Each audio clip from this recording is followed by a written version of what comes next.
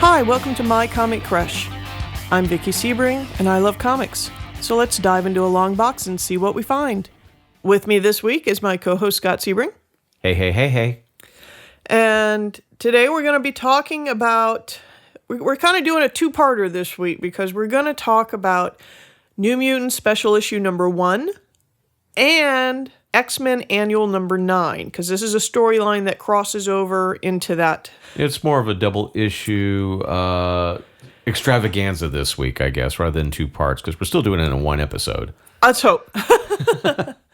Let's hope. But the story begins in New Mutants Special number 1, which was published in 1985. I think technically this could be considered like an annual, but they didn't really call it an annual at the time of publication. They just called it the special edition. And it's a double-sized issue. But the story concludes in X-Men Annual number 9. It primarily is a New Mutants story all the way through, but it's like That was the impression I got. You get special guest appearances by the X-Men, I guess is the best way to say it. In their own title, yes. In their own title, no less, yes. Both stories were written by Chris Claremont, and the primary artist, the artist on both of them was Arthur Adams. But this is one that's always sort of stuck in my head. It's very fun. It's very interesting. It's at a very interesting point in the New Mutants history. The storyline here takes place sometime after New Mutants number 34. So it is a bit late in their history for their first annual, which is probably why they called it a special edition number 1. At this point, Karma has returned after being missing for well over a year and presumed dead. You also have Douglas Ramsey and Warlock, who are also relatively new to the team. Although I think at this point they've been around since about New Mutants number 25. So not uber new, but as official team members, they are still relatively young to the team. And the team is still getting used to them and their identities. So since your initial introduction to the New Mutants team, when you first saw them in X-Men 167 that we covered here on episode 2 of our program, little asterisk there, the team is pretty much almost doubled in size by this annual. Almost, yeah. The original lineup was of 5. You had Mirage, Karma, Sunspot, Cannonball, and Wolfsbane. And since then you have added to the team Magic, Magma, Warlock, and Cypher. So, yeah, that's another 4. You've almost doubled. Right. And now the initial 5, they were in the original graphic novel as well, right? The original 5 were in the original graphic novel. However, at the point where this issue happens, Karma has only recently come back to the team after an absence of about 2 years. She disappeared right around issue number... I think it was at the conclusion of issue number 7, might be 6. I'd have to double check to be 100% sure, but I'm pretty sure it was 7 at the end of their encounter with the Viper and the Silver Samurai. There was an explosion. She went missing. She was feared to be dead. Turns out she wasn't. And this is shortly after she has been freed from the mental domination of an evil psychic entity. She and the New Mutants are on a Greek island. I think it's a Greek island. I'd have to double check that. But with Storm, Aurora, Monroe at this point, trying to regroup, get their little vacation, a little healing time, shall we say. Aurora herself is not necessarily at her peak at this point. She has recently, in the not too distant past, lost all of her mutant abilities and powers. Now, how does she manage that? Oh, that's a kind of a long involved story, but pretty much it involves Forge and a device of his making, which wound up stripping her of all her mutant abilities. And at this point, it's thought that she will never regain them. She's going to be without any of her mutant powers for the rest of her life, as far as anybody knows at this point. But is she like their main teacher mentor at this time, or is she just the babysitter for this vacation? Primarily, I think they're just sort of all recuperating together at this point. She is not really, well, in this particular story and at this particular point on the island where they are, she is their main authority figure / teacher / mentor. At least let's tap into the main starting point for this story. So the title of this particular story is what? The title of this issue is Home is Where the Heart Is, and it was written by Chris Claremont, who also wrote the follow-up issue, X-Men number 9. He's the writer for both. And that one was titled No Place Like Home. The art is really, really good. Kudos to Arthur Adams. Bit of a fan of his work, and he's not as, I'll say, prolific, probably since the 90s. But anybody who's seen his work can kind of understand why, because he's very detail-oriented and very fine lines. And yeah, big fan over here. And no, the art is great in these 2 issues. I should make a quick mention that the inker on the New Mutants was Terry Austin. And on the X-Men annual, there were 3 inkers on the X-Men annual, Alan Gordon, Mike Mignola, and Arthur Adams. Letterer on the X-Men annual was Tom Orezeskowitsky. not the first time we've stumbled across that name and stumbled over it too. Sorry if I mangled it. He also did lettering along with Buhalis on the New Mutants issue, and colorist on the New Mutants was Christy Sheely, and on the X-Men annual was Petra Scorsese. And the editor on both was Ann Nocenti. Other than the very opening sequence, which they're on this island trying to recoup and regroup, shall we say, most of both of these issues take place in Asgard. And who was responsible for that? Well, when you say Asgard, you immediately gotta think Loki. Loki. Oh, my Loki. Who has had some run-ins with the X-Men previously. As a matter of fact, last time he and the X-Men had a run-in, they managed to extract a promise from him that he would pretty much leave them alone and not harm them in the future, which is why pretty much the main protagonist of this special issue of the New Mutants is the Enchantress, who he is using as a cat's paw. Because then technically, yes. The wording of the promise is that he wouldn't actually do it, but didn't mean he couldn't have someone else do it for him. Yeah. Pretty much what's happened is, Loki, as Asgardians are sometimes want to do, looks into a magic orb and sees Midgard and sees Storm, who, let's face it, powers, no powers, Storm is a pretty righteous babe. She's a very formidable opponent with or without her powers. But he's sort of developed a bit of a crush on her. So he has decided to use the Enchantress to kidnap her to Asgard. Well, he will work his magic wily zilly-doos to bend her to his will. And since he's having the Enchantress kidnap her, he might as well have the Enchantress, torture and destroy the X-Men at the same time. Of course, the Enchantress hasn't really encountered the X-Men that much, if at all. So she just grabs whatever mutants are around Storm, and she gets the New Mutants and zaps them all to Asgard, the better to torture and eventually dispose of, although she's delivered Storm to Loki. And that's pretty much where the fun begins. However, not being familiar, she wasn't familiar with the X-Men, but she didn't get the X-Men anyway. She got the New Mutants. And when you grab the New Mutants, especially in this lineup, you're not just getting mutants. You are also getting Illyana Rasputin.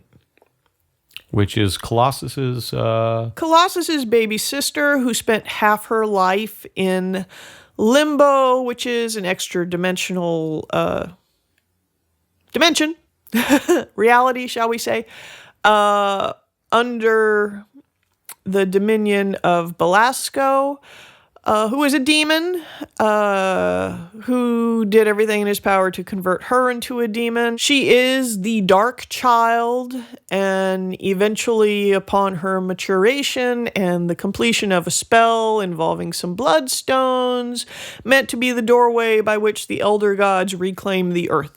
Ilyana Rasputin is a very interesting character. She had her own limited series, which was also very interesting, that explained what happened to her in limbo. She is currently the, shall we say, undisputed ruler of limbo. And she is one part mutant, one part little girl gone lost, and one part evil black sorceress. So she's got a little bit of magic of stuff of her own going on, in addition to some mutant abilities. And she does what she can to try and escape from the Enchantress, and in the process, however, she herself does not escape, and she winds up accidentally flinging the New Mutants to various parts of Asgard in various times in Asgard. Because she has the ability to teleport. Through space and time, location and time. So some people wound up a week away and who knows how far in distance, and some people might have wound up years away and who knows how far in distance. And various things happen to them because you're mortals thrown about in Asgard. I mean, what could go wrong? Okay, now in preparation for this podcast, you read both these issues for the first time. Now, what was your take on them? Because I can see this storyline is not necessarily the best introduction to the New Mutants. If you're coming at them cold.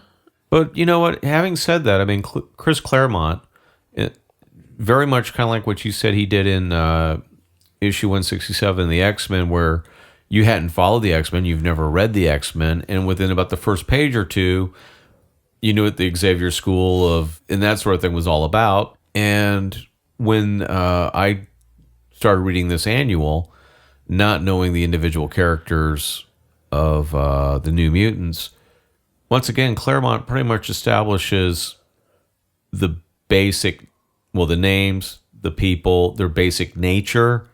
Maybe not completely their ability so far yet, but he kind of gives you a little bit of snippet of each character so that you get an idea who Cannonball is and Cypher.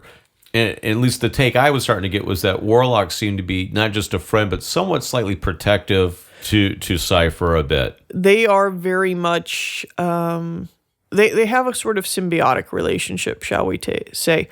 Warlock is a bit of a fish out of water, and he kind of needs somebody to translate the world to him. Cypher, translation being his skill, they seem to have a sort of special relationship. You call it besties, call it symbiotic, whatever. Warlock, that name does not describe that character to me one iota. How would you describe to somebody who's never seen or read Warlock before? Warlock's a bit difficult to describe. I mean, he's not a robot. He's an alien. He comes from a techno-organic civilization. Technically, I don't guess you could call him a mutant so much as he is sort of an aberration for his race. The way his race works is offspring are produced, and at a certain point when they have reached a certain level of maturity, they are hunted down by their parent. In this case, Warlock's father is hunting him, and they either kill their parent or their parent kills them. And that's the way their society goes. He has the ability to infect organic matter with the technovirus and turn it into a techno-organic being like himself and drain the life force out of it. I mean, he's kind of like the only way I could describe it is he's almost like living circuitry of He sorts. He is living circuitry of sorts. And he can assume almost any shape or form. I mean, he's like big black and yellow circuitry goo, kind of. I mean, he can melt into a puddle if he... He's not really humanoid. He assumes a humanoid form to facilitate his interactions with humans. We're more comfortable dealing with people who are closer to us than we are without. So he tends to have the bipedal humanoid form most of the time. He is not limited to that form by any shape or means. He's the ultimate Etch-a-Sketch character. What do you want him to be? He can be it. He is trying to fit in and understand our culture.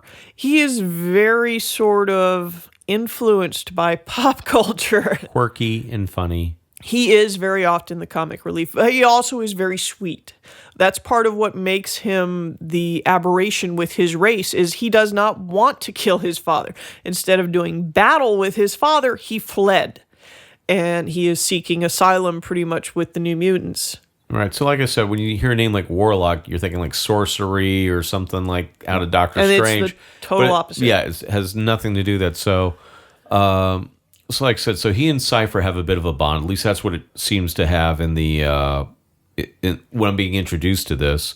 They tap a little bit upon Karma's dilemma as far as her not being happy with how she looks or how she feels, and kind of a bit of the despair that the self-loathing that she seems to be having at that point. I mean, she's, doesn't want anything to do with it, being out on an island or any of that.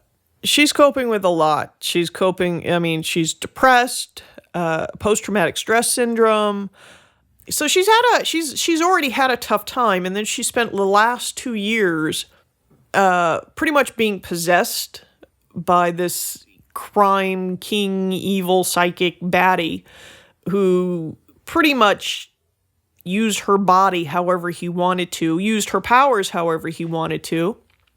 Because he was a bit of a pig in more senses than one, she wound up incredibly overweight, morbidly obese in all senses of the word, until she again encountered the New Mutants and she was freed from his mental slavery, shall we say. And to come out of those 2 years imprisoned in your own body by the fat, she's been through a lot. Well, I'm just getting, as for me reading this issue, I got introduced to the basic teaming and players of the story very early on. Then they get swept away out to Asgard. And as you said before, where Ileana / Magic, or Magique, I don't know, spelled with a K or something. With a K. The various members get swept all across various parts of Asgard, various times in Asgard. So you get these little mini adventures of each character, which once again, for me, introduces me to, here's what Ileana is going through right now, or this is what Karma is going through right now, and this is what Mirage and so forth, and Sunspot. A fun little bit here for me is that Sunspot is pretty much in a tavern, an Asgardian tavern, which could get very ruckus. I mean, the ruckus just goes up to 11 in one of those taverns. He kind of winds up being the tavern bouncer. Pretty much. I mean, all the chicks seem to be digging him. Something about the Asgardian atmosphere or sun seems to have magnified his power and made him stronger. That's right. That's right. He made a point of saying, or trying to reflect to himself, that, on Earth, dealing with an Asgardian or anything like that, his power would barely be able to go toe-to-toe with him. But for some reason, on Asgard, he seemed to have the upper hand. He was much more stronger. His power seemed to be magnified. And then elsewhere, Cypher ends up kind of in a tavern elsewhere or whatever, and pretty much gets picked on. Yeah, he pretty much winds up as the dish boy. His lack of physical prowess is really central to his psyche and the development of his character. It's kind of very central to who he is, that he's not physically capable when it comes to self-defense. But moving on with the other adventures that have been kind of going on, you have, once again, a Mirage who comes across a winged horse trapped in a kind of a Bog. There we go. Kind of like barbed nets were wrapped around it, and she endeavored to free the winged horse. Now, Mirage has always had kind of a empathic or mental link with animals. This has come into play with her teammate Wolfsbane, who can transform into a wolf. It allows her to mentally communicate with her when she is in wolf's form. But even before then, she's always had a mental empathy or communication with animals. So it makes sense that she's very drawn to this winged horse in distress. It's totally understandable. Which, of course, a bunch of hunters come around trying to lay their claim on the horse. Yeah, that's not going to go over well with her. It didn't go over very well with her. No, you gotta love Didn't go Danny. very well for them. Danny has always been, okay, I'll say it. She's always been my favorite New Mutant. She's just a freaking awesome character. She's really cool. And Is she part Cheyenne? She is all Cheyenne. Ain't no part to it, baby. She's all Cheyenne. When the warriors who are wanting to reclaim the horse that she's worked so hard to free, when they come after her with their spears almost jousting like, and instead of trying to run or dodge them, she decides to pull a little something her grandfather taught her that Cheyenne warriors used to do, and manages to unhorse a few of them. And then she used her powers to hit them with their greatest fear. Which, funny enough, more commonly those fears in Asgard seem to be either Odin or Hell. Well, you got to figure, any place you go, whoever is the big baddie ruling the underworld tends to be high on most people's fear list, regardless of your Parthenon of choice. A bit that I did like was Karma's, where she's out in a desolate area, she's overweight, and she just wants to give up. She'd just rather just lie out there in the sun and just die for the most part until a little girl shows up from out of nowhere who looks lost. And Karma, kind of like sucks it up and says, well, I feel like quitting, but I can't abandon you. Well, that's kind of very pivotal to Shan and her... The core of who and what she is, she may be willing and able to quit on herself, but she's not going to quit on somebody else. Not if she can help it. So if she's got somebody that's reliant upon her, she's going to do everything in her power, even despite herself, to take care of them. Right, and she also pretty much figured out, or was thinking, I don't know where I am in time, but I could have possibly been transported further back in time or forward in time in relation to anybody else who was around.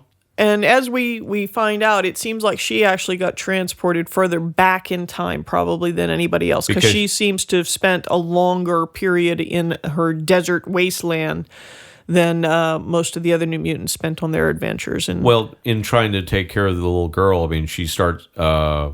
going into survival mode, hunting and gathering and taking care of it. And she becomes, in a very harsh environment. In a very harsh environment, and surviving, and comes out of it a lean, mean, fighting machine. Yes, she regains herself and her sense of purpose in caring for someone else, and having to, in a lot of ways, it's been almost a boon for her, because it's taken her away from everyone and everything she knows. She is in a totally alien and desolate environment, so there are no reminders.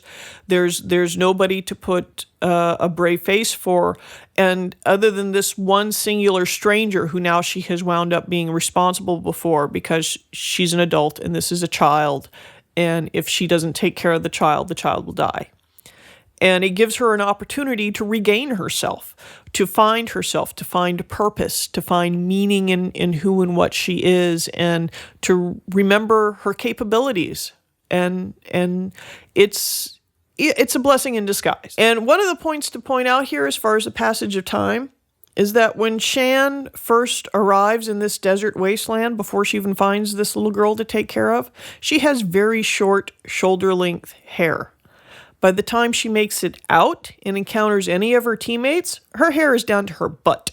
That's some passage of time. I just thought she was drawn that way. Well, that's possible too.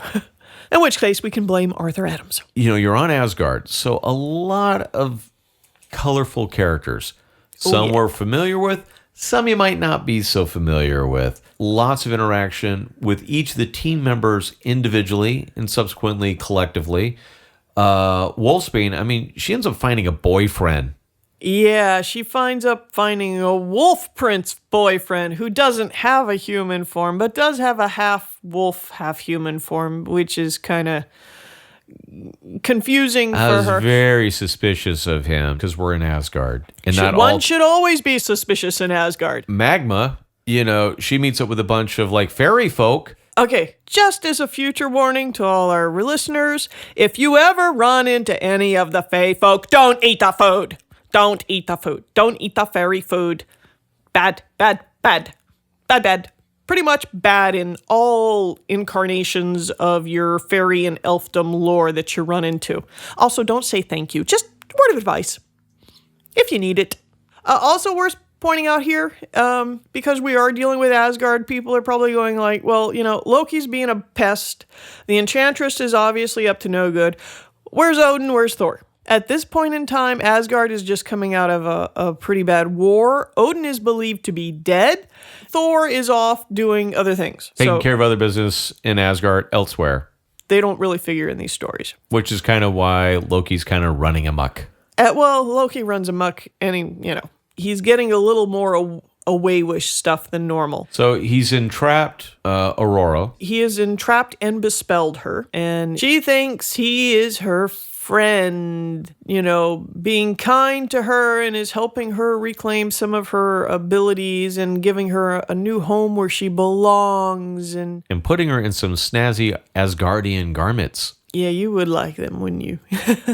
She wears it well. Yes, she does wear it well. So that's kind of what's going on in the home front. And stuff happens. Everybody's got their different things going on. I'm being vague enough for just saying the story progresses much, much further than what I've just tapped upon.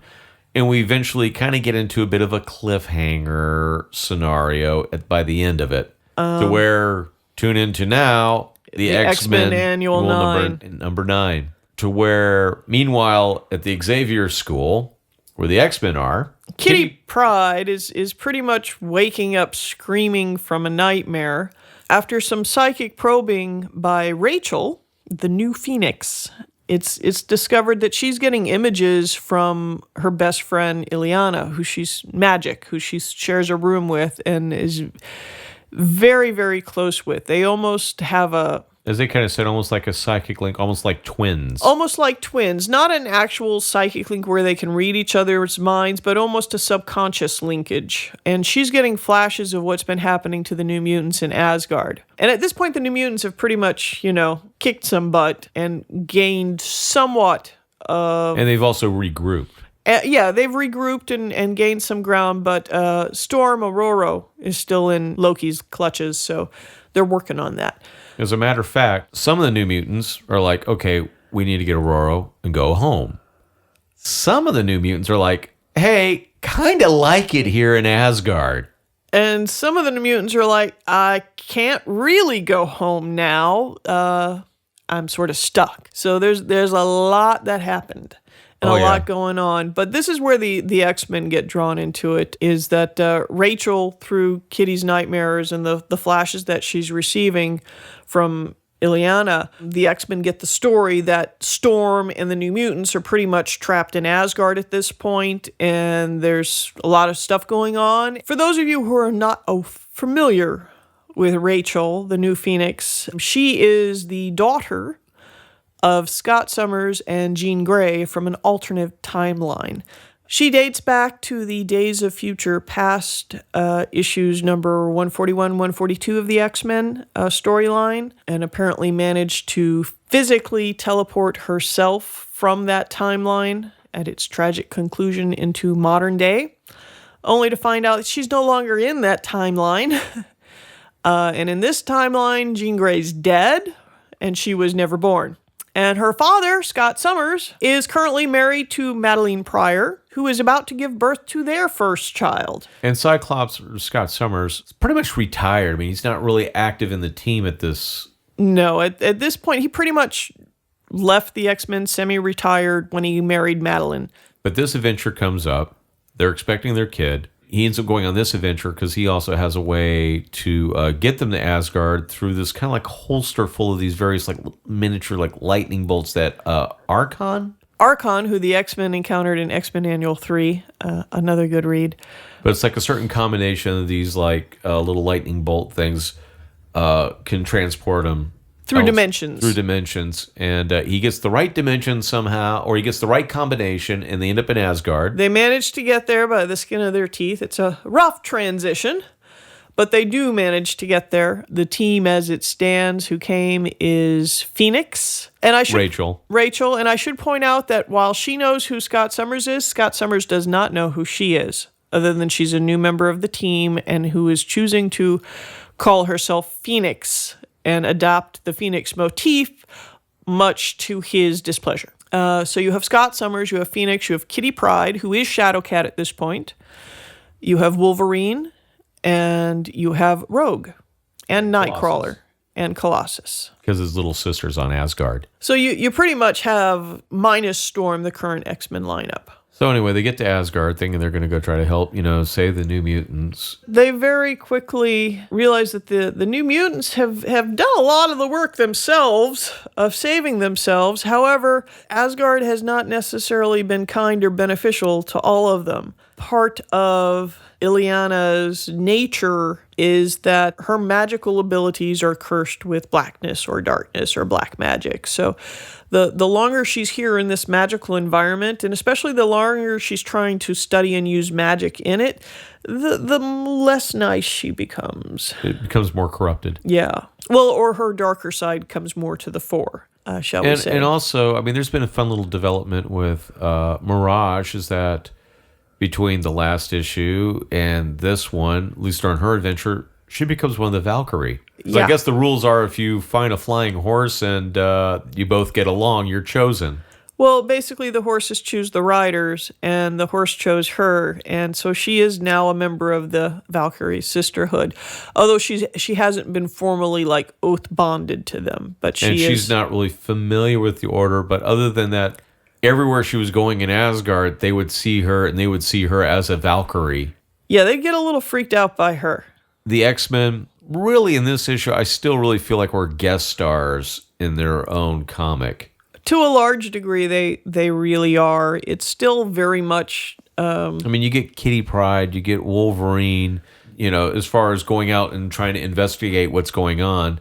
But then, like, the rest pretty much get, captured by Loki. As you do. Yes. Once he captures them, they bring up his promise to cause them no harm. Well, Cyclops is the first one to try to, call him out on it. But as he's points out to them, he's not technically causing them any harm. He's just exposing them to the dark nature that it resides within Magic's soul, which will eventually destroy them all. So it's really her fault, not his. His hand's clean. So, hee. Legalese. Loki should have been a lawyer. What I'm just getting at is that these two issues are one big story. Very New Mutant centric, even if, like, so we do have the X-Men making an appearance in it. And it's not a mutant hating, society. It's not, them being persecuted or being hunted down. They're out in Asgard. They're out in an odd land. They're the outsiders coming in from the outside to a very otherworldly environment. Well, that's actually part of the reason why a lot of them really don't necessarily want to leave Asgard, is because they're not unusual here. They're not the mutants menace or whatever. They don't have to hide their abilities. A lot of them kind of have been pretty happy with some of the people and situations they obviously they haven't liked all of their experiences, but a lot of them have had some positive encounters and have felt very much at home and maybe at peace in parts of Asgard. To the point where there are those who would seriously consider possibly staying. Nevertheless, it's Loki. It's to try to rescue Aurora and find their way back home. Yes. And even though the pivotal point, both these issues do pivot around Aurora, she really doesn't play much of a part in them other than at the very, very end of the X-Men annual. Because for the most part, her role has been as a captor being enchanted. So we don't see a lot of her until the very end. But she is very instrumental in Loki's eventual defeat. And her relationships with the X-Men are very pivotal to her overcoming the enchantments he has placed upon her. Both the X-Men and the New Mutants, the whole relationship and family feeling between all of them, I think, is very pivotal. And that's probably part of the reason why I like this particular storyline a lot, is because you do see the care between the characters, the familial bonds, shall we say, of loyalty and friendship that bind them, even with some of their teammates that they're not always sure about. Yeah. Having read it for the first time, I think it's a very good romp. I know you say there's plenty of story, but it's an interesting and engaging story. Plenty of action. I think there's a good bit of humor with likes of like Warlock, for example, and a lot of that relationship stuff going on. There's a lot going on. And if you are a New Mutant fan or an X-Men fan like I am, but particularly a New Mutant fan, because I'm also one of those, you can, especially coming back at it as I am and reading it after knowing a little more what their future holds, you can really see a lot of foreshadowing here, events set in motion, tinges of what's to come. It's just a really good story. And I hope you'll check it out. I'd love to think you'd go out and check the whole series of the New Mutants and the X-Men out. Now, I know with the X-Men, there's a lot to read there, but it's good reading. So go out and read it. That's my motto. Go out and read them all. But anyways, I think we'll wrap it up here. I hope we've kind of got your whistle wetted or maybe intrigued enough to go and maybe try and find these issues and check them out. And until next time, I'm Vicky Sebring. And I'm Scott Sebring. And this has been My Comic Crush.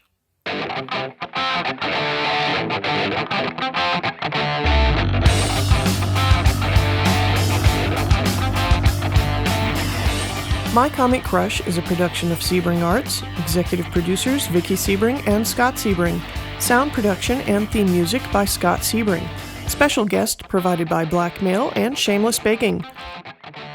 For more episodes in this series, you can visit our website at mycomiccrush.com or find us on iTunes, Podcast Republic, or wherever fine podcasts can be found. That's all for now, so go out and read something.